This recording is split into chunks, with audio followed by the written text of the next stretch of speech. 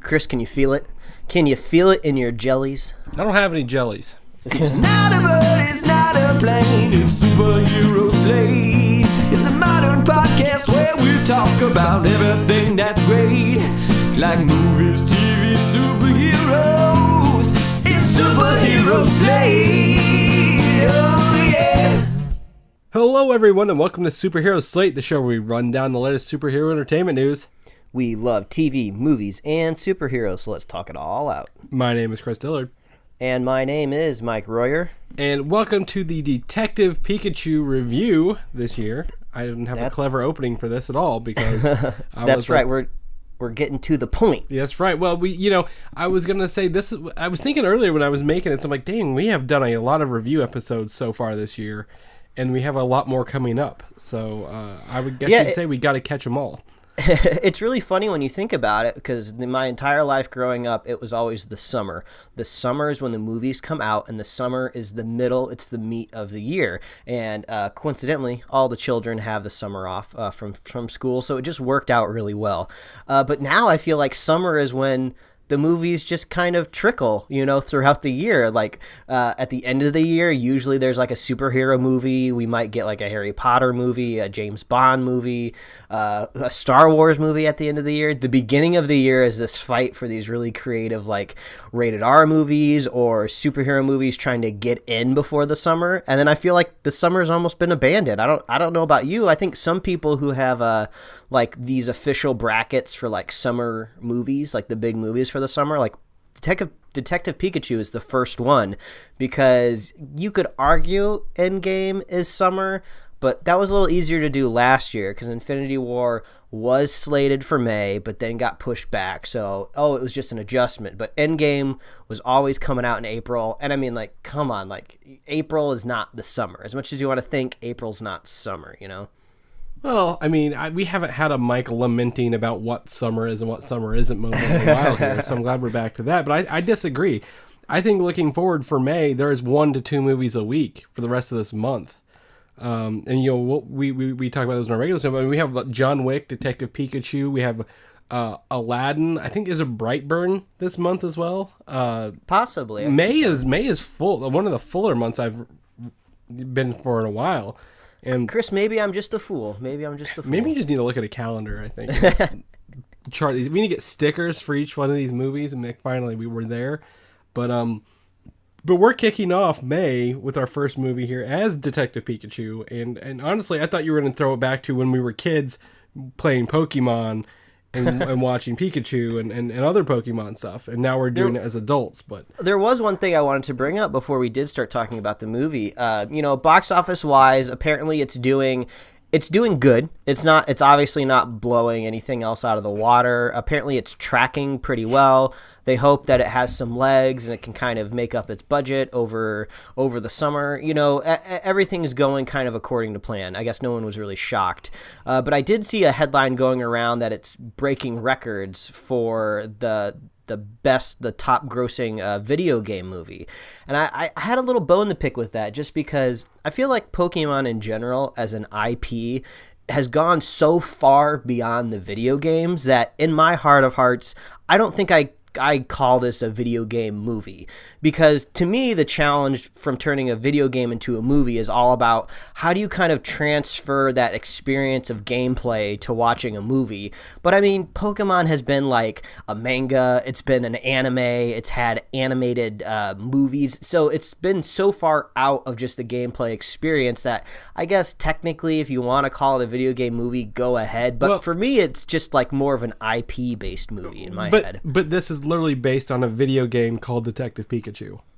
Well, I get that, but I don't want to get into spoilers yet. But this movie is kind of loosely connected to one of the animated movies. So, it's weird. I think there's an argument there, but I would say this had a lot easier chance of being successful than just a random video game that you pull off the shelf, just because there's so much to mine from outside of just physically what you're pressing buttons and seeing a story on. So that's kind of where I'm coming at the angle from. But good for them, they got the headline, and that's always good for a studio. Yeah, I mean, again, I sit on the other side of the fence. Pokemon was a video game first, and just it's happened to be such a cultural phenomenon that it can evolve into mangas and animes and comic books and toys and card games. I mean, hell, I'm looking at my cards right here that came with the movie. Did you get your cards when you went to the movie, Mike?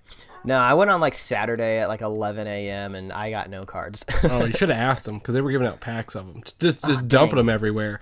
But I also remember watching Pokemon, the first movie or whatever, what it was, the first movie when it came out in theaters. Did you get a chance to go watch that in theaters? I saw that movie in theaters too. Yep. And then I'm sure like right after the movie was over, we went to Burger King because I think it was Burger King that had the Pokemon, the first movie toys.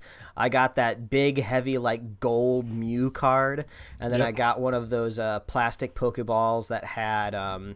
Did the Pokeball have the card in it, Yeah. or was there something else in there? Yep. No, it was a shiny Pokeball. You opened up and the card sitting inside of it, the gold plated card, which wasn't. I don't even know if it was like a real playing card. It's like a collector's kind of card. And then, did you get the Mew playing card when you went and watched the movie? Oh, man, I don't remember if I did that. I mean, I feel like growing up in, like, a smallish town. Obviously, it's hard for me to say small town because I know you grew up basically in the middle of nowhere. But my town was relatively small, and my movie theaters never did any sort of, like, cross-promotion. I never got anything free when I went to a movie when I was a kid. Yeah. So, yeah, I mean, I don't know. There's a lot to Pokemon and you know, Detective Pikachu. I think... You know, watching this, it had the name recognition with Ryan Reynolds as well as Pokemon tying together, and you know, I think there's a lot of reasons why it's doing, you know, okay in the wake of Endgame, which is still number 1 this weekend. And Detective Pikachu, I think, was number 2 domestically. So, but overall, Mike, I mean, you know, spoiler free, watching this movie, I think this is a very. I'm going to get into it. If that's okay with you. Yeah, go ahead. Because I think it is a good movie, but I don't need to go see it again. It's a lot of stuff like you kind of predict along the way because it's Pokemon. Like it's not I guess breaking new ground in anything new. And if they made this animated and just drew over literally every scene, I would also not be surprised as well. Like a shot for shot animated version of this movie could exist very easily. But it's good. I don't need to watch it again. It's kind of, you know, predictable, but still kind of fun because I really enjoyed, minus like 3 scenes with bad CGI, I really enjoyed the Pokemon designs. Felt like a real world with Pokemon living in it rather than just kind of, oh my God, there's a wild Pokemon every once in a while. So, I definitely, I had a good time, but I don't need to see it again, Mike. What about you? I was pleasantly surprised when I went and saw this movie. I went in with relatively low expectations just because you never know what you're going to get. This is kind of the first of its kind when it comes to a live-action Pokemon movie. But I just had a really fun time. I mean, Ryan Reynolds voicing Pikachu was just an absolute delight. I feel like he is at his best when he's almost voicing a character because that is almost entirely what he's doing in the Deadpool movies because he has a mask on. It gives him a chance to go back and redo lines, find the best quip for that scene. So I kind of felt like I was almost getting a different version of Deadpool, but inside of a Pikachu, which was kind of fun inside my head when I was watching the movie. I thought the film did some really kind of creative storytelling, but I would agree it does get a little predictable.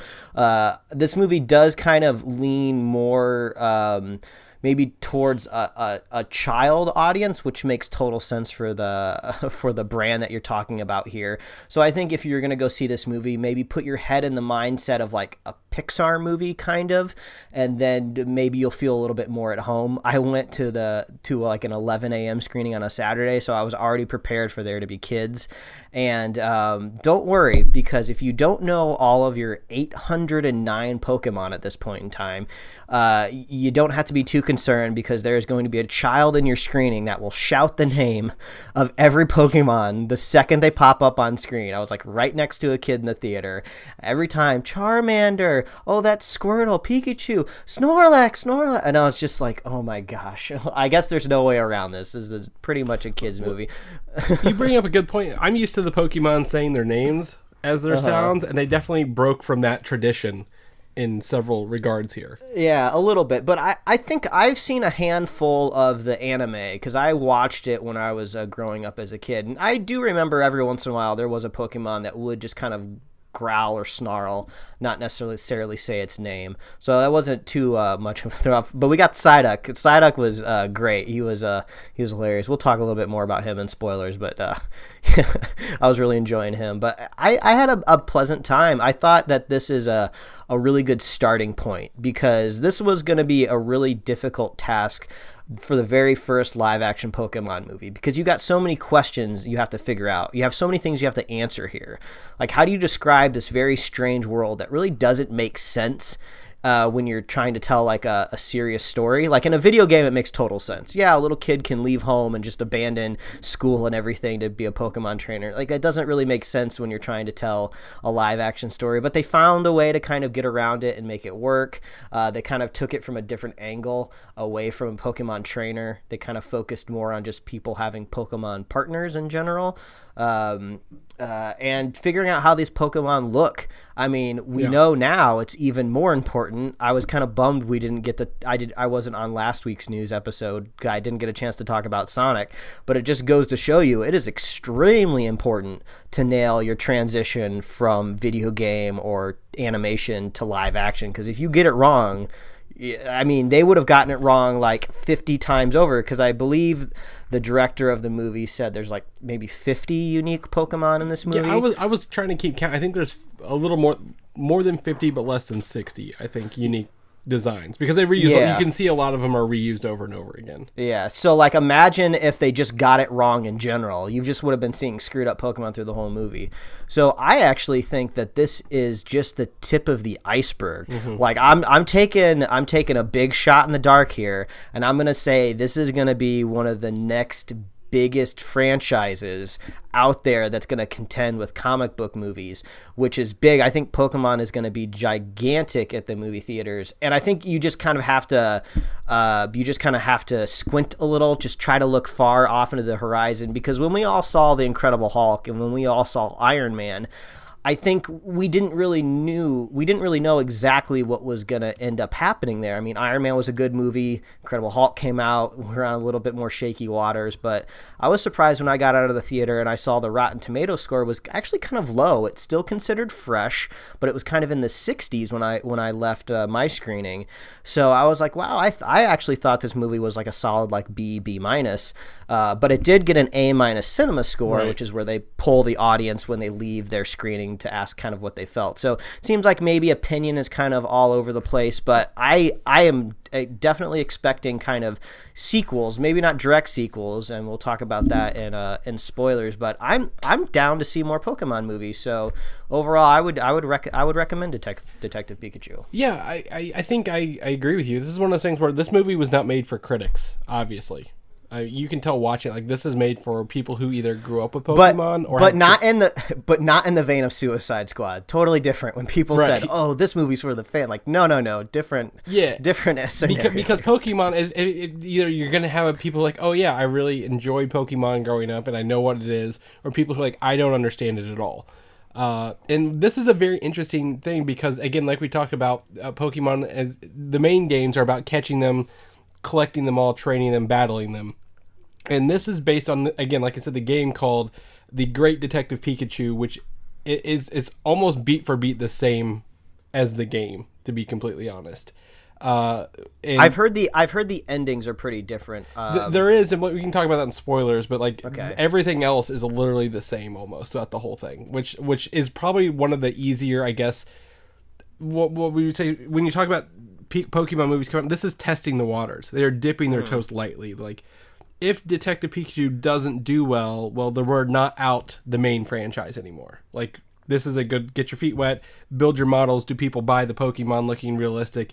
Boom. All right. Well, now we have 700 to play with. Let's build them, the rest of them, and go from there. So we might see something more in line with maybe the anime, manga, or just unique stories that maybe are in the main world of capturing and battling and stuff like that. So, but yeah. So I think we both give it a good recommendation there. I think we need to jump into spoilers because this movie has a lot of secrets that you don't want to find out before you go in there. So. Yeah, let's do it. Jump into spoilers. Check your time codes if you're jumping right here. Welcome to the spoiler talk of Detective Pikachu. That is right. And first and foremost, before I forget, I want to point out Dopinder from Deadpool is in the opening scene of this movie. That's where I knew him from. Teaching Tim how to catch a Pokemon.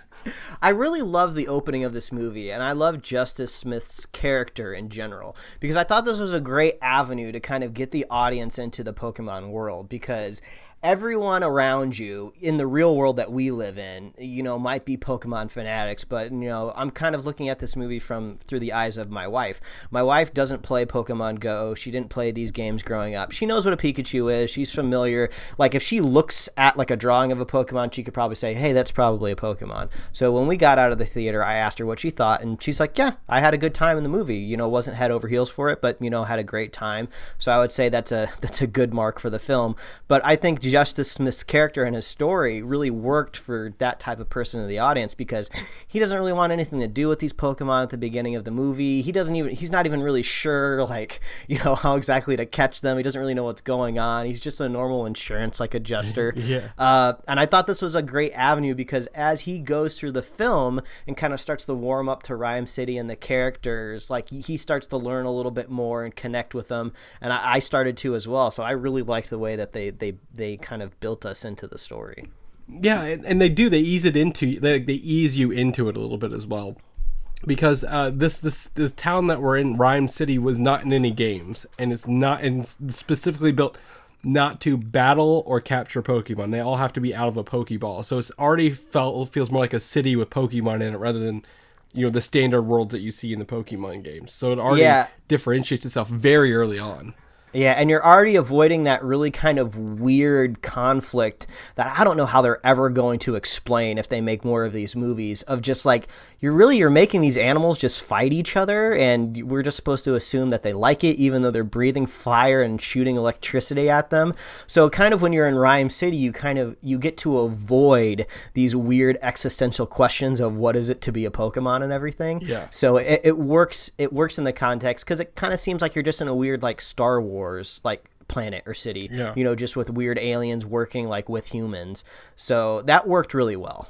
Yeah, and all the Pokemon who pop up, all have a lot of, I guess, personality to them as well. You don't get to see a lot of the weirder ones that are oh, there's a Diglett digging in the ground. Why is there not a path behind the Diglett kind of thing, or something like that? But I'm very in. Can I tell you how proud I am? I predicted the end of this movie by a long shot. You did. I was watching through the whole film, and then once I started seeing that Mewtwo was putting people inside of the Pokemon. So I thought maybe that the consciousnesses were being transferred, but the bodies still maybe existed somewhere. Or I wasn't exactly sure what was going on. But once they disappeared into that Psyduck, I was like, oh, okay, Chris is definitely right. But then I started to think they obscured the dad through the whole movie. But I thought that was maybe a trick to be oh, when you reveal him at the end, you finally get to see him for the first time, just like Justice Smith does. And oh, maybe they cast an A-list actor or something, which they did. But I didn't realize it was going to be so obvious. The only thing that us as an audience just totally has to just put aside and not think too much about, or literally ruins the whole movie, is how does he not recognize his dad's voice inside of this Pikachu? It doesn't make any sense, but you just have to let that go, or you can't enjoy the movie. But also, he says he hasn't talked to his dad in years. I assume 10 plus years. So I would think that's the only real avenue you could kind of go down, and maybe since he had such a difficult relationship with his dad, maybe it kind of skewed it. Yeah. But I talked, me and my wife talked about it when we left the theater, and she lost her dad in high school, and she was just even if I for some reason didn't remember my dad's voice, which she said she totally does, if she heard it, she would know it instantly right away. So I think you just have to assume maybe the voice coming out of a Pikachu, maybe it's just too weird for them to make the connection. That too, but also he didn't necessarily want to remember his dad. at the same point. He wanted to remember his mom, who he lost. Yeah, But he was I guess you could just lean on that psychological Yeah. inflection point But- of why it doesn't work. Well, for a minute, I got concerned I was wrong because when everyone merges with their Pokemon, none of them talk. Except in the regular Pokemon's voice, except for Pikachu. I guess that's a Mewtwo power that he can Yeah. bestow.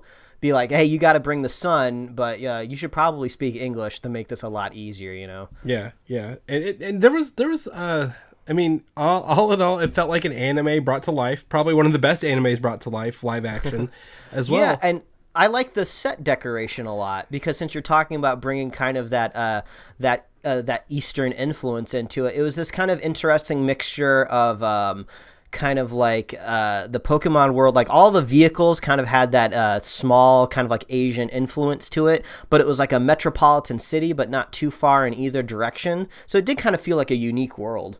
Yeah, and very much so. And no matter where they went, it felt like, like Rhyme City had like the different subsections, the underwater, or not the underwater, the underground Pokemon battling was interesting for sure. I mean, there's a lot to love about it. Even the where Mewtwo was captured, that little building felt really interesting with all the test Pokemon, especially the mountain size, whatever they're called. I can't think of the name of the Pokemon actually, but like Torta? Torterras. Torterras, that's right. Yeah, there was just a lot of visually fun things in this movie to make it like even I'm looking in the background for everything. Literally, when I was watching this, I'm like, oh, there's something back there. Or there's a Voltic or Joltik or whatever this Pokemon is, like here and there. It was really fun. Yeah, he would just like a character would walk into like a cafe or a restaurant, and there was just like this cool kind of like Pidgey like neon sign on the side of the building. I was like, I love this like set decoration. This is really cool.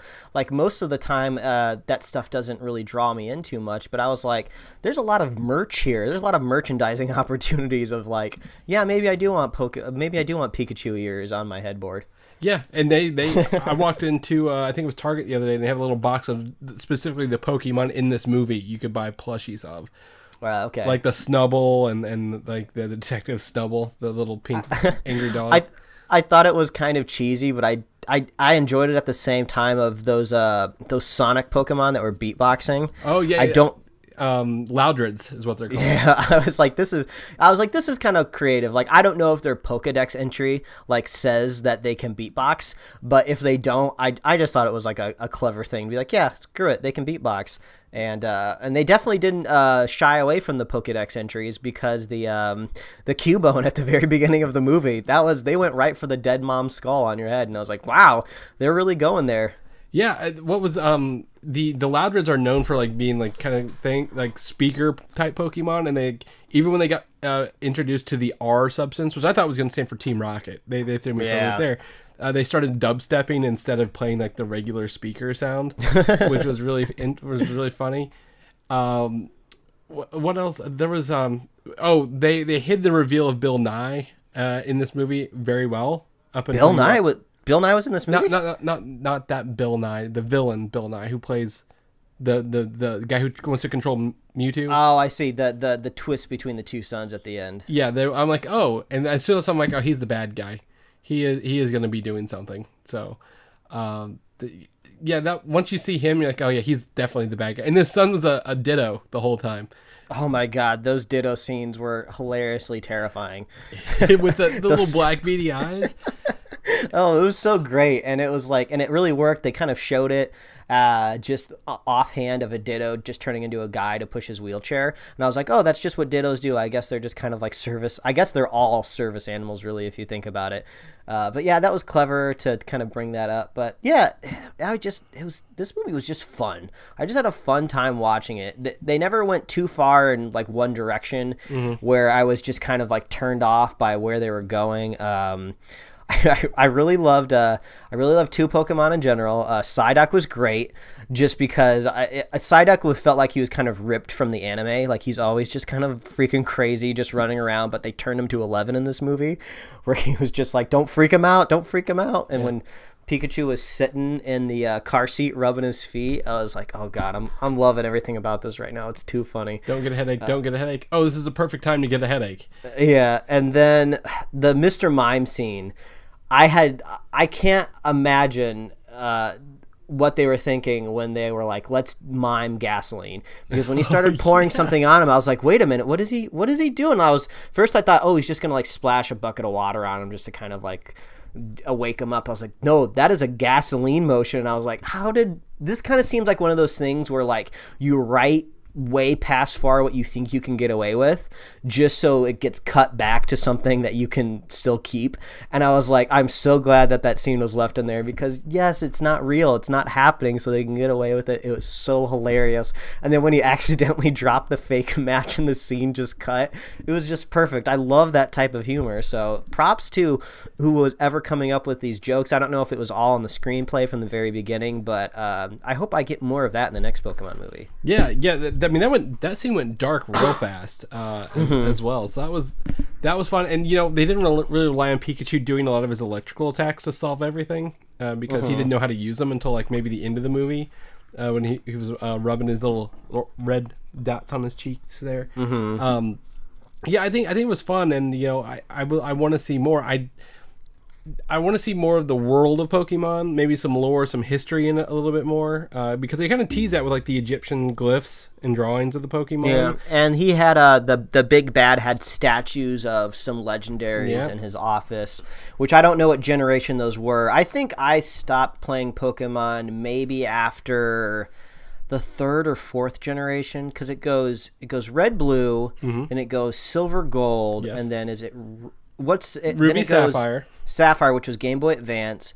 And what was after Ruby, Sapphire? That's Diamond and Pearl was the fourth generation. That started with the DS. Okay, so I didn't play it on the DS. So I only really went hardcore those first three gens. I mean, I went hard at those gens for sure, but that's kind of where I cut off. So, but those did remind me of legendaries, probably because I saw them in Smash Brothers. Well, they are, and those were I think that Diamond and Pearl legendaries, Arceus, Dialga, and Palkia, which are in Pokemon Go, which I play regularly, as everybody knows.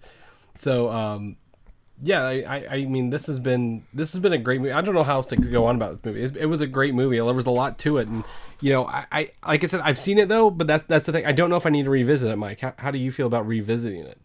Well, most of the time I don't usually revisit movies because there's just so much out there to watch. So, I mean, John Wick's coming up. I got to go watch that. So it's not like I'm going to be running back to the theater.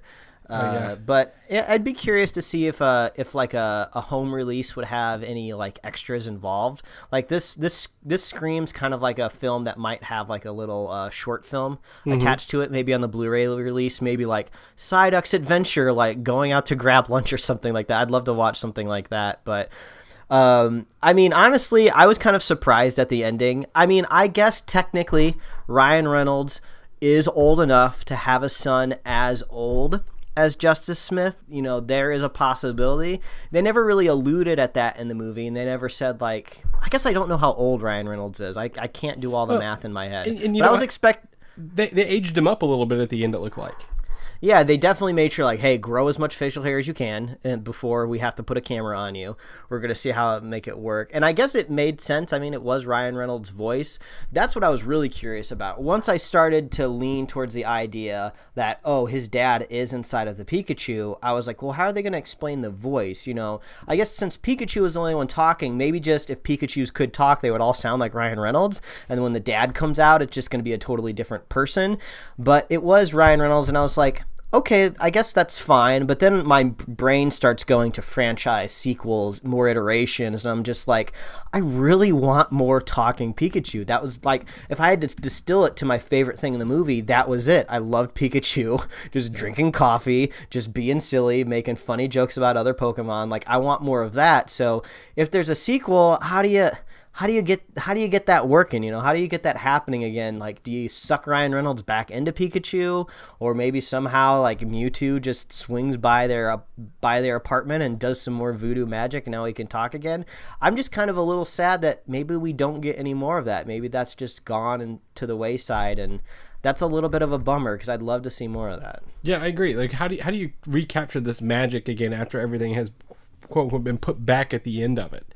Yeah, it almost seems 100% essential in a Pokemon movie to have a Pokemon talk, because it gives them a little bit more agency. We can kind of empathize with them a little bit more. But now it makes me think if they end up doing like an Ash Ketchum movie, maybe they're not going to talk, which is going to be a bummer. I want them to talk. Yeah, exactly. You need that thing. But I mean, I guess if they go with the anime version and not the manga version, they do have the Meowth as the talking point. If they wanted to go that route. But I mean, yeah, how do you go from here? Where do you go from here? There was a second Detective Pikachu game that followed. I think it was like last year, 2018 even. So there's definitely more stories they can fall into. I don't think it's the same game. It might be, but I'd like to see more Pokemon movies with the style and these worlds built out, because it was really, really fun. And again, I love that they don't take themselves seriously at all. Like, hardly anyone takes themselves seriously in this movie. They know it's a little. Yes, we have Pokemon, and it's a little weird. The guy was like, "Oh, look, my coat's even like electrified. Like, who's gonna fix my coat?" The guy who had the Charizard in the Rumble. Oh yeah. So yeah, it was all very silly, kind of campy, and I would like more of it. Like, it's lighthearted enough to where you can kind of just look by kind of a little bit of the sloppy mystery. Like, it wasn't the greatest mystery in the world, but it was just enough to kind of get you on the hook, to kind of curious what's happening. But I was like, okay, how many times are we going to revisit this car crash? I feel like we've seen it 4 times in the movie now.